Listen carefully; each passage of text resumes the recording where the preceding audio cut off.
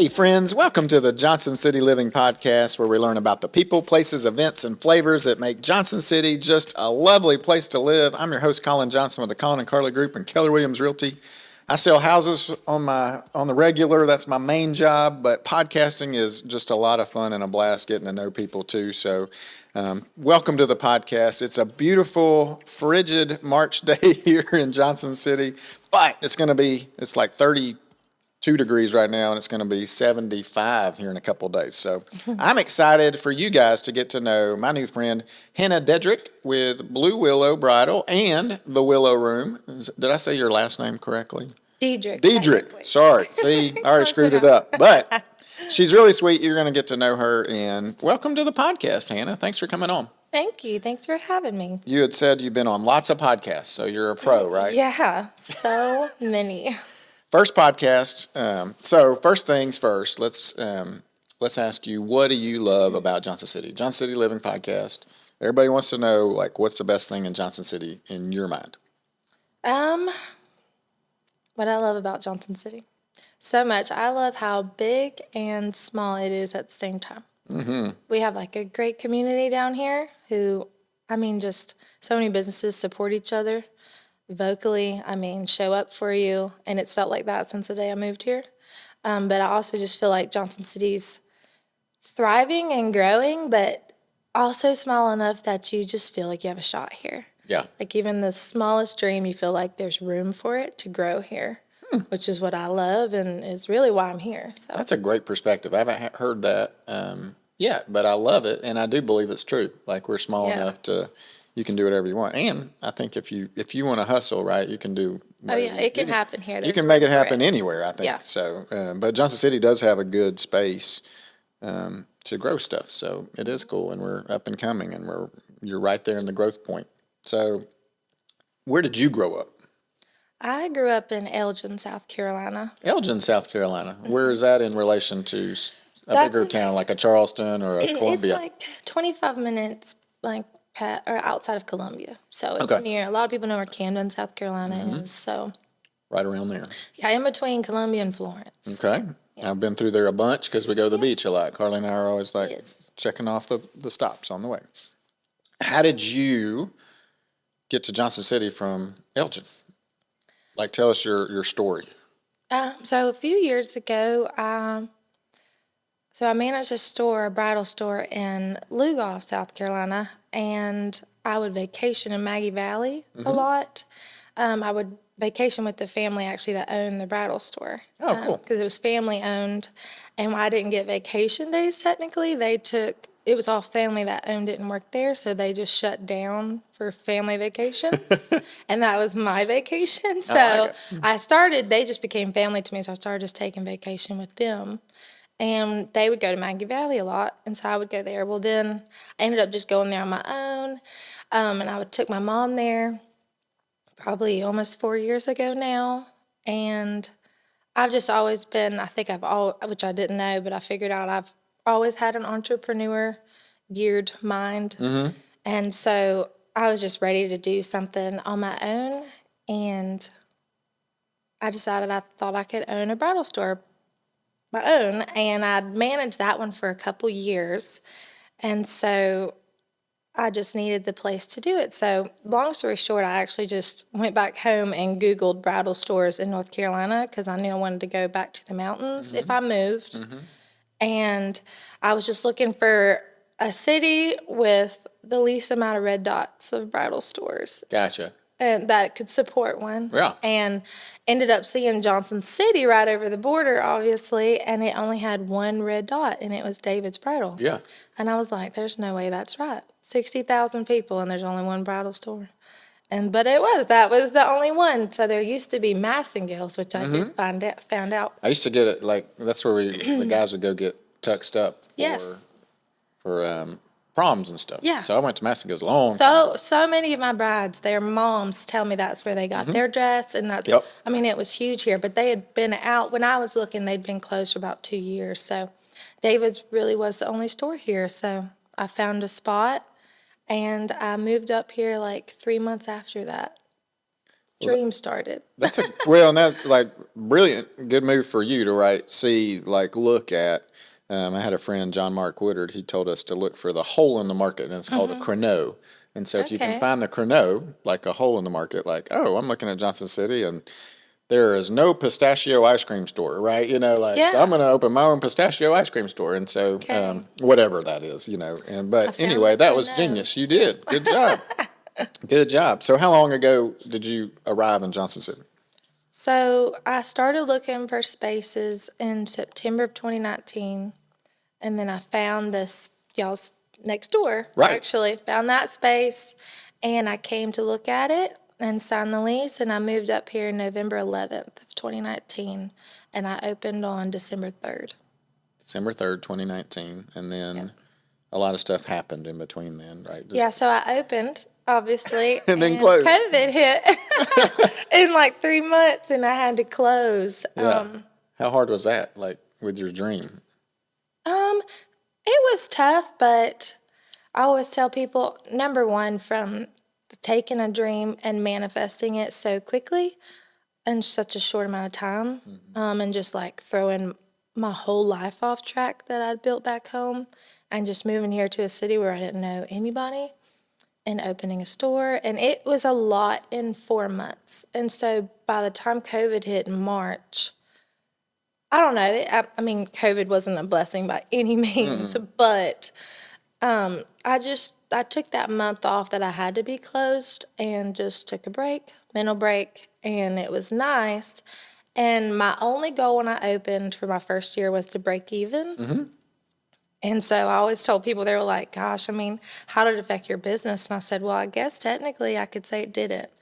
I didn't have last year's numbers to compare to. Right, I it's all had fresh. nothing to compare to. Yeah. So as long as I was still in business, I was fine. Like that, my goal was accomplished. So, I mean, honestly, I didn't really have to have a negative outlook because I was like, well, I'm still in business, and that was my goal. So Awesome. here I am. We're still in business. Still in business. All right, so tell listeners about your business. Like, I guess you want to start, you have a few different ones. You told me you have 3 different businesses, and I only mentioned Yes. 2. So you want to start off with Blue Willow Bridal? Yes, so Blue Willow Bridal, we offer wedding gowns, mother's dresses, bridesmaids, and tuxedos. Nice. So we're pretty much a full service, one-stop shop is Gotcha. what we try to be. Now, do you rent out tuxedos for kids going to prom and that kind of thing? We do. Okay. So we're rental and we're for purchase. Gotcha. Yep. Nice. And then I'm a guy. I've never managed a bridal shop. We did walk by because you're kind of down there on the across from the train or the train station. We don't have a train station, but we have a bus station. The bus station. And right Yep. beside Atlantic Ale, kind of right in that area. Yeah, like we're by Watauga and Down from Atlantic. Trek. Yes. Yep. So tell us, what is a bridal store about? Like, I mean, obviously, ladies come in there, they're getting married, they want to get their dress, right? But there's a whole lot more to it than that, I'm sure. Yeah, I mean, there's a lot that goes into bridal. I'd say if there was something that Blue Willow specializes in and is my goal is customer service for sure. So the bridal store that I worked at and I was trained at, that was our whole goal. Everything was about customer service, and that's what we were known for. And I wanted to do the same thing with my bridal store. I mean, a bride looks forward to that day, an hour-and-a-half appointment, shopping for her one dress, like her entire life. And it's my job to make sure that it's perfect.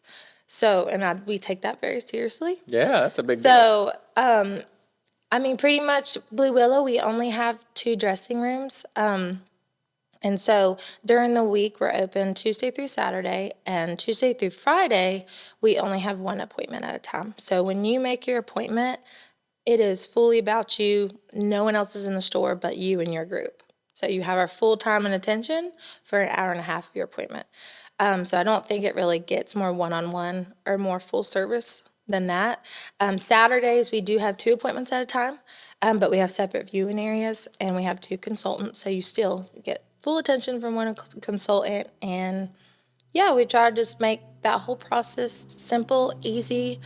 I think it's rare nowadays to be able to call a store and do business with someone and always talk to the same person. Right. Or one of two people. I have a manager now at Blue Willow, so you just know when you call, any issues, anything you're worried about, you're going to talk to Hannah or Sarah. Yeah. And that's just comforting, especially for a bride. So. For sure. Yeah. Especially like that's like the thing, right? The dress, right? And Yeah.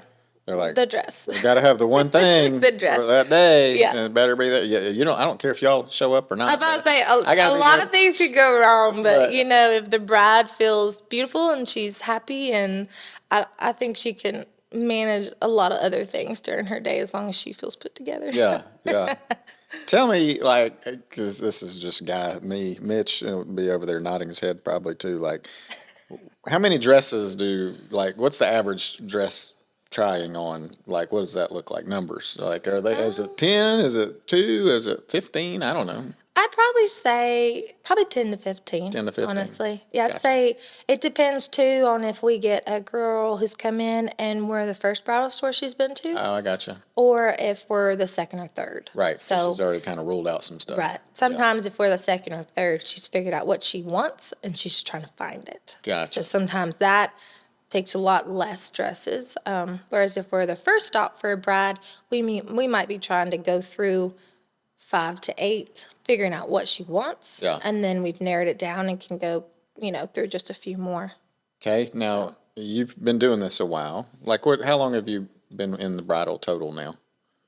I'd probably say I'm going on 8 years. 8 years. So can you, like, when the bride lady walks in, right, you know all your dresses because you bought them all, and you're like, you kind of go, okay, it's going to be probably either that one or that one. Like, you just kind of can see it. And then, Sometimes. yeah, but other times you may get surprised, maybe. I don't know. Sometimes we do get surprised. But I will say bridal is a very specialized field, and it does take a lot of training. Like, I don't say this lightly because I never brag myself, but it's definitely a profession that I feel like I'm definitely professional at. Yeah. So we would always say, like, if a girl comes in and she has something that she thinks she wants, we will obviously always explore that because a lot of times it is what she wants. Right. But sometimes we just know, and so we call that dress a wild card. Okay. So sometimes we'll let a bride explore what she thinks she wants, and then when they figure out that's not what they want and they don't know where else to go because that's just what they thought they wanted, and they don't know how to think outside that realm because you don't wear dresses every day. So Yeah.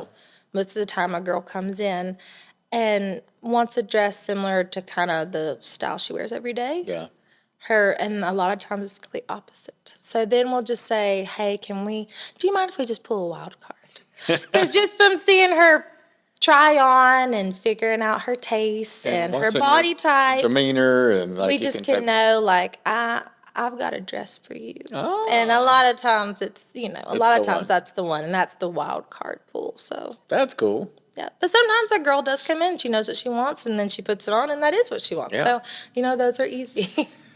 Yeah, we're kind of in the same space. Like, people come and say, hey, we want this house, or this is the kind of house we're looking for. And so then it's my job. I don't know if you're familiar with Donald Miller. He wrote a book called Story Brand, and he's all about Okay. helping us. So you and I are guides. And so we don't want to ever be the hero. Like, Right. we don't want to be the hero. We want to, like, Han Solo or Luke Skywalker. They're the heroes of Star Wars, right? But Yoda kind of was guiding Luke Skywalker. And so we want to be Yoda, like, that helps the person see where they can go and what they can do. And so we're the guides. And so how do we help make that person the hero? Because it's not about us. Right. It's just about. And Just so it sounds cheering like. them on and Yeah, it sounds like you're a Yeah. great guide to help out. Yeah, yeah. That's awesome. That's awesome. That's a good way to put it.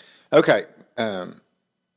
Curating, getting your dresses. My wife, she's been buying clothes on she's got a little side business going, and so she's curating clothes. And so how do you curate your dresses? How do you find them? Where do they come from? Talk about that, just because I'm curious. Like, So in bridal, or there's multiple fields, but bridal, you carry certain designers. So, and the only reason you carry certain designers, either you like their style, you like their brand. Like my designers specifically, I carry them. They're the same lot, not all the brands, but a lot of the same brands I carried at the store in South Carolina. So I knew those brands. They also represent and uphold amazing customer service. So that's why I carry them. High quality. Yes, high quality and also very reasonably priced. But in bridal, you kind of pick your designers, and you can only carry a select few because you have to meet minimums with those designers. I gotcha. So you order from them twice a year, and you have a minimum number of gowns you have to order from them. Of course, you can order more, but, Right. so we carry 4 designers Okay. at Blue Willow. We carry Justin Alexander, Lillian West, Stella York, and Essence of Australia. And that's our max. So Gotcha. also, even if budget wasn't, budget's a huge thing, but even if budget wasn't, there's only so much space, and you have to meet a minimum every year. We probably accumulate 60 new dresses a year. Oh, wow. And they're samples, so you don't sell them off the rack. So they never stop accumulating. Oh, So wow. you just constantly seem like you're outgrowing a space. Or weeding them out. Like this one Yes. was 2 years ago. And they will get discontinued eventually, and then you can sell them off the rack, or just retire them and donate them, whatever. But it just not as quickly as they accumulate. So Gotcha. yeah. All right. I have no clue what a wedding dress costs. What's ballpark? Like, So for a Blue Willow, we say our average is probably 1,500 to 1,800. Okay. So we have some under and we have some over, Gotcha. but they mainly land in that range. yeah, okay. Cool. Yep. All right. Anything else you want to share about Blue Willow before we jump into the Willow Room? Where'd you come up with the name Blue Willow? I wish there was a better story for that. I always say that. Pretty much, I was sitting in the car with my old boss that owned the store I used to manage. Yeah. And she's always supported my dream. She was an amazing boss, and she's actually my brand rep for Justin Alexander now, one of the designers I carry. That's so I cool. still see her and talk to her all the time. That's the family I used to go on vacation with cool all is the that? time. Yeah. So they still vacation in Maggie Valley and come up and see me all the time. Isn't that neat how the Lord works out stuff? Yes, and she's amazing. So,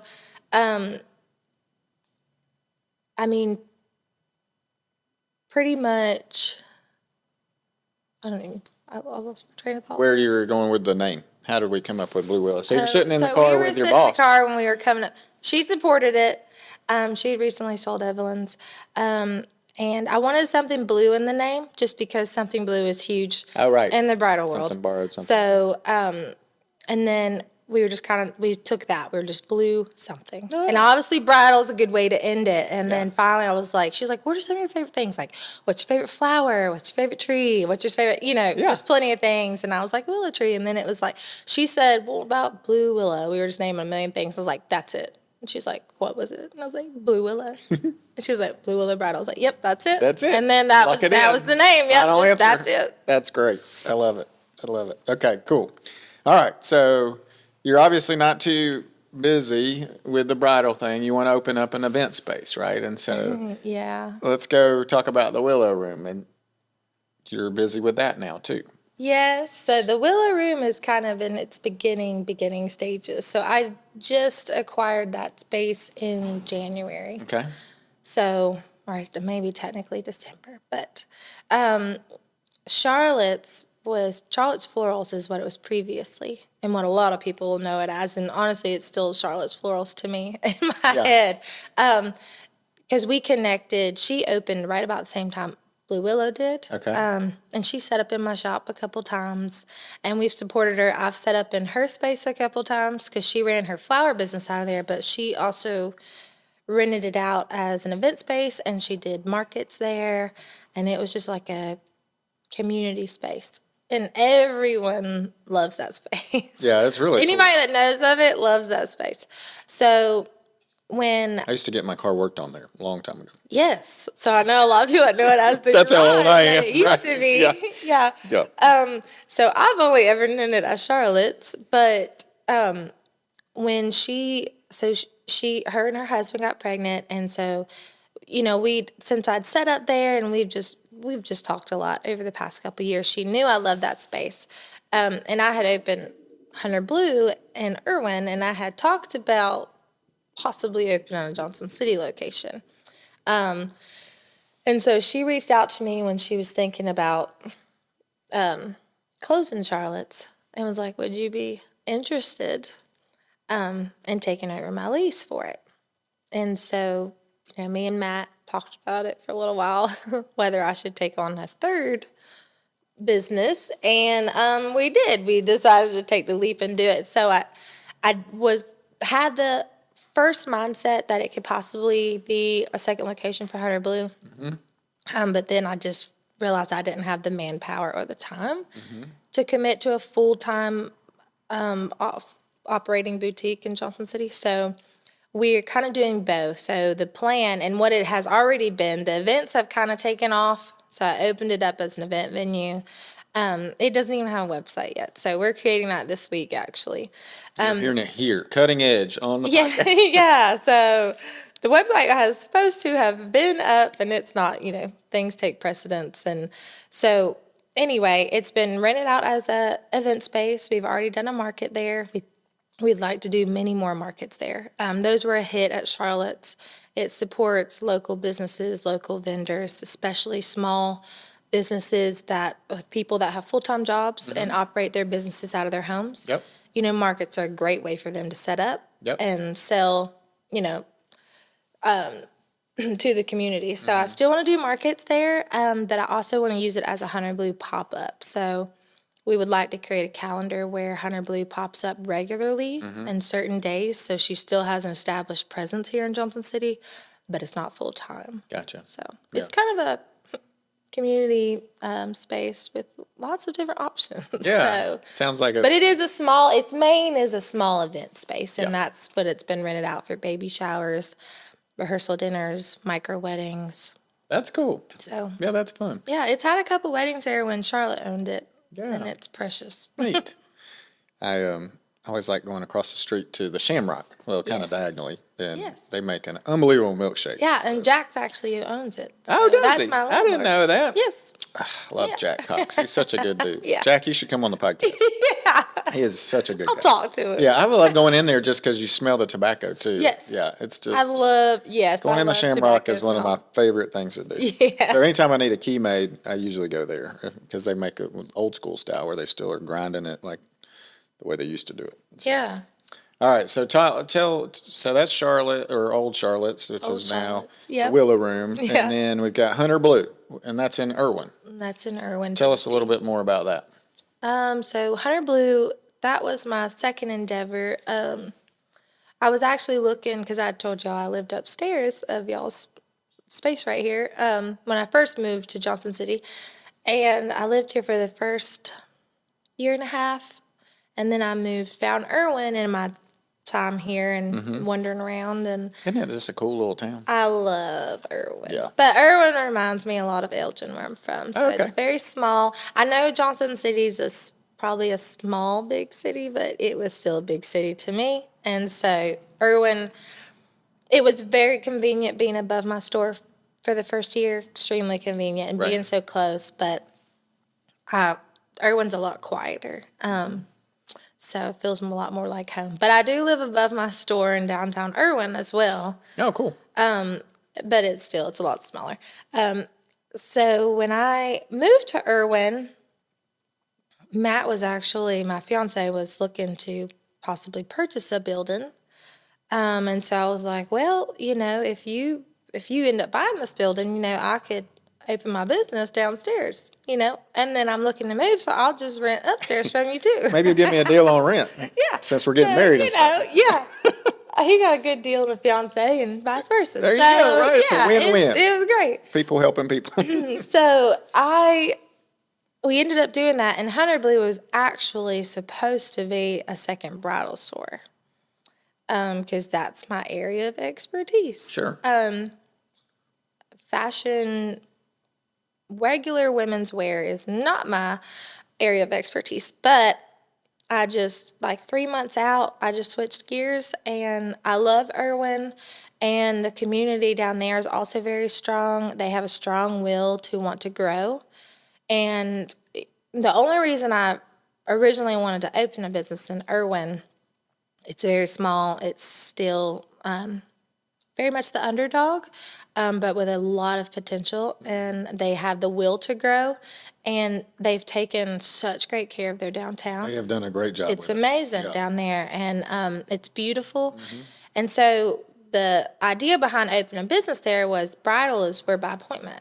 So we can pretty much draw business from 2 hours out. You know, you don't have to have a bustling downtown That's a good point. to necessarily survive. Right, I didn't think about that. So that's what I was going to do. But when we were working on the building, the community there, I knew that a bridal store that was closed other than by appointment wasn't what the downtown needed. So I opened a boutique. So it was a walk-in. They very much needed a walk-in store down there.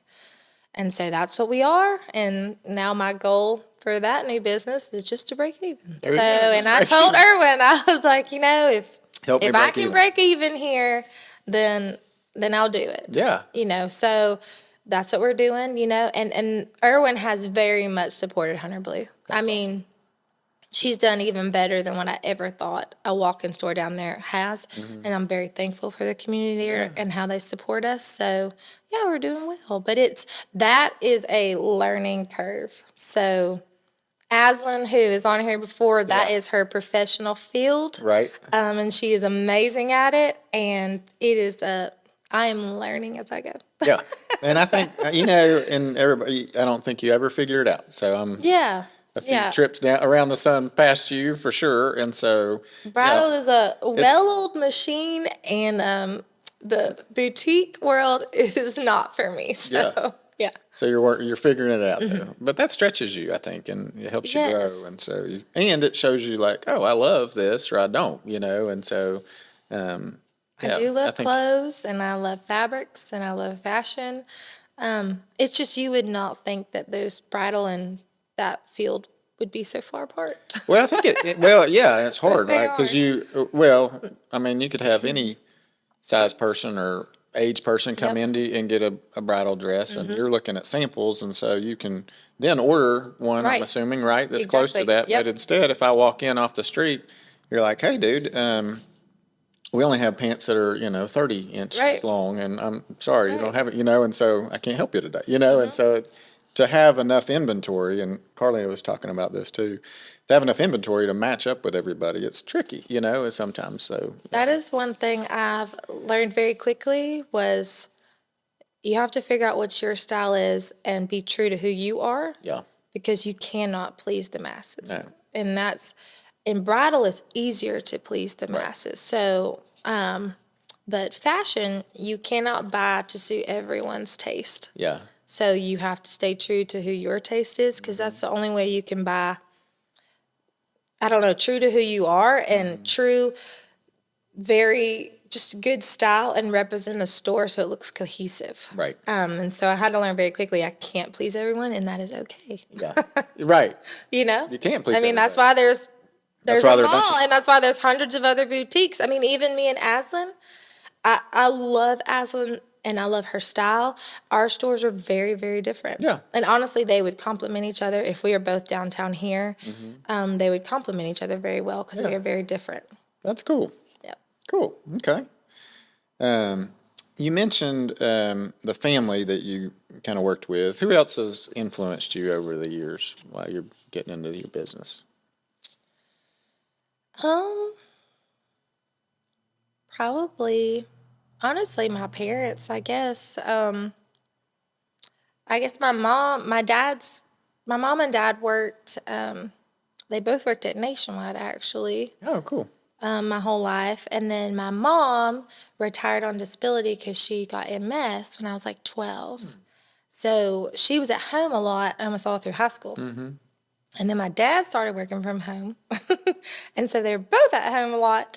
And so that kind of, my mom I've always had a million ideas. And I never knew how to focus them into one thing. And so I went to college for volleyball. I didn't know what I wanted to do. Oh, cool. But Where'd you go to college? I went to Lander. It's in Greenwood, South Carolina. Nice. So It's just a little D2, which thank goodness I would have never survived at a D1 school. It was small enough that you got like free tutoring whenever you needed. It was just, you felt like you knew everybody, Right. which was great for me. And so I went for business because I didn't know what I wanted to do. And for marketing management, and I graduated, and they pushed me and supported me all through college. I was about 2 hours away from home, so it wasn't too far. And my mom just always listened to my million and one ideas, and I never felt like they doubted me that I would ever figure it out. Like I never felt any form of stress from them. Yeah. And now that I'm older, it blows my mind that they never seem stressed. So, because I just always was just, I graduated college not knowing what I wanted to do. Yeah. And I wasn't worried about it, which maybe that's why they were. I don't know. But I graduated and I had a bartending job at that time that I loved. Yeah. And school was not easy for me. I had to try very hard. So I just took a break. I love where I lived, and I never really felt like I got to enjoy college because I had to try very hard at school. And so I just took a mental break, and I was like, I really like my job right now, so I'm just going to work that. And then I ended up meeting Jody, who is my boss at Evelyn's, and she hired me. I'd never been retail. And so I moved back home, and it just felt right. And they just supported me. Anything I ever want to do, they just supported me. And they were like, okay, yeah, if you think that's right, you should do it. I moved home. I did that. And then I actually built a house on my parents' property. And then 6 months after it was finished, I decided I wanted to open my own business in Johnson City. And they were just like, okay, all right, well, that's what you feel like you All need right. to do. We got this house over here. Yeah. They were like, well, if you feel like you can rent it out, Hannah, then do it. And so I actually rented it out to, I worked at Evelyn's, and I also worked at a tanning bed. And my manager at the tanning bed was looking for a house, and I moved out and she moved in. There you go. And I rented my home back home and moved here. Nice. And they just never blinked an eye. So I think I've only been successful, honestly, because I never felt doubted. Yeah. Ever. Right. I felt like they always were just like, you can do whatever you want to do. And if you feel like it's feasible and you can make it work. Yeah. I definitely knew my whole life that they weren't going to pay my way. But anytime they're like, if you feel like you can do it and you can make it work, then we support you. And so here I am. Yeah, Carly and I tell our boys, you can do whatever you want. You just got to put your mind to it, Right. and we believe in you. You can, They always had a great crash pad for me because I'm a worst case scenario thinker. Yeah. So when I want to do something, I think of the worst case scenario. Yeah. And if I'm okay with the worst case scenario, then I'll do it. Yeah. And so when I was going to open my bridal store here, I was like, worst case scenario, I crash and burn and I have to move back home. And I was okay with that. So I got a house on my parents' property. I'll be all right. I'll just have to. Which is a good, I don't know. I'm learning, my wife is she's good at like saying, okay, what could happen, Right. And so Worst case I think it's scenario. a wonderful skill to have. And so I think it serves you well for sure. You can't live in that going like, okay, this is going to happen, but that's what's the worst case could happen. Right. I'm on the other side of the spectrum, like, oh, what's the best case scenario? Like, you're going to have like 1,000 franchises or whatever, So Right. I don't know. Yeah. So that'd be great too. yeah. What's the future for you and your businesses? You think? What are you looking to accomplish in the next 2, 3, 5 years? I would say to continue to grow. I would love for Blue Willow, definitely to eventually own her own space. That's probably my next goal. Honestly, my next goal would probably be to own my own home. Yeah. So right now I live in the apartment above my store. Yeah. And I would love to own a home. And then after that, I would love for Blue Willow to be able to purchase her own space. I like how you have given her a personality. She is her own entity. That is for sure. That's hilarious. So she she has served me well over the past few years, and she definitely deserves her own space, and I hope that we can do that in the next couple of years. Yeah. So. All right, I think you said Matt, the fiance, right? Yes. So tell us, you're getting married. Do you have a dress picked out yet? Yes. Well, that's good. When's that happening? Multiple, obviously. Multiple dresses. So you don't have one yet. You got to. I have them. They're How many are you gonna wear? Probably just 2. You can wear 2 dresses on your wedding day? Oh, absolutely. Really? I didn't even I'll know try that. my hardest Mitch, did you not know to you could wear wear 2 3. dresses? No, he's shaking his head too. Most people wouldn't. It's definitely over the top, but I was like, what? But I own a bridal store. I was So to say, come on. What would they expect from me? Obviously. Right. Walk down. 2 days later, she's in a different Yeah. one. Okay, that sounds like fun. All right. Yeah. What does Matt do? He works in heavy equipment, Oh, cool. and his goal, I think, in life is he wants to acquire rental properties. Yeah. So that kind of is how that started with the building in Irwin. That was his first building, and since then we've acquired a second, and then him and his family also own the camp at Buffalo Mountain.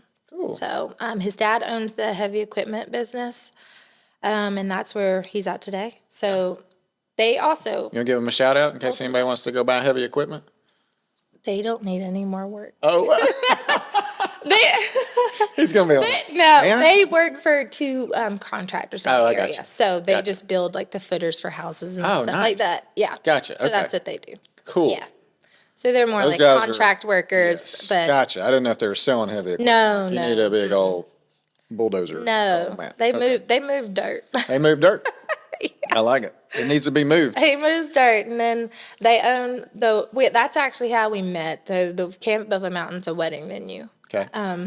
And we met through Studio Wed, which Studio Wed's just a entity where a lot of different wedding professionals can join and talk and mingle and bounce ideas. So it's caterers, photographers, venues. I mean, anything you think of. Yeah. Bridal stores, obviously. Yeah. So we met at their Christmas party in December of 2019 Nice. Cool. when I moved here. So, yeah. And, yeah, I guess it's history since. The rest is history, and you guys are going rest to be is married history. forever. So Yeah. that's exciting. How can our listeners connect with you, Miss Hannah? So we are very active on Instagram, social media. So you can call us at Blue Willow. We have a store number. We have a website. You can book your appointments through there. And you can also message us on Instagram. Very active on there, very responsive. So Cool. call, email, DM us. How far out do I need to book my dress appointment? Like if I'm looking to. You normally need to purchase your dress about 8 months out from your wedding. So normally takes around So you got to be a planner. 4 to get 5 married. months for it to come in, and then about 2 months to get it altered. So Gotcha. Okay. 8 months is a comfortable. Obviously, we've done way quicker turnarounds. Way. I need to But get that married is next week. ideal. Yeah. Yeah. We have actually done weddings in 2 weeks before, so That's it's awesome. possible. But So you can do it all. but don't do that to Yeah. yourself. Yeah. Yeah. All right. Last question. What gets you fired up? Like what is like just like get jacked up over? What is it? In a good way. In a great way. Fired. Yeah, obviously. I don't want to get angry. I want to get fired up in a Fired great up. way. I'm too positive. Like I would never go negative. No, I like that. know. It's very hard to make me mad. Gosh, what gets me fired up? I feel like I'm a pretty high energy person. Yeah. So, honestly, a new project. Yeah. So I very much operate, I'd like to say organized chaos, but Yeah. it's just chaos. This is great. But a new project. So I think that's why me and Matt, my fiance, work so well together. Yeah. He has a lot of things going on. And I love a new project. I like to do things with my hands. Mm-hmm. So anytime we can change something, start something new, renovate something, start a new business, I don't sleep at night. So That's what gets That me gets fired me up. very I like excited, it. I yeah. love it. I love it. Anything else you want to share that I didn't ask you? no, I don't think so. Okay. Well, You covered it. thank you so much for coming on the podcast. I really enjoyed our conversation. I know our listeners will too. They, if you need a wedding dress, obviously come to Blue Willow, and I think you're going to have just an amazing experience. Hannah seems like just a wonderful young lady. So come support her business, help downtown businesses. If you need to buy a home, sell a home, or invest in real estate, we do all of that, and we would love to help you. So until next time, I'm Colin Johnson with the Colin and Carly Group and Keller Williams. Hope you have a great spring day.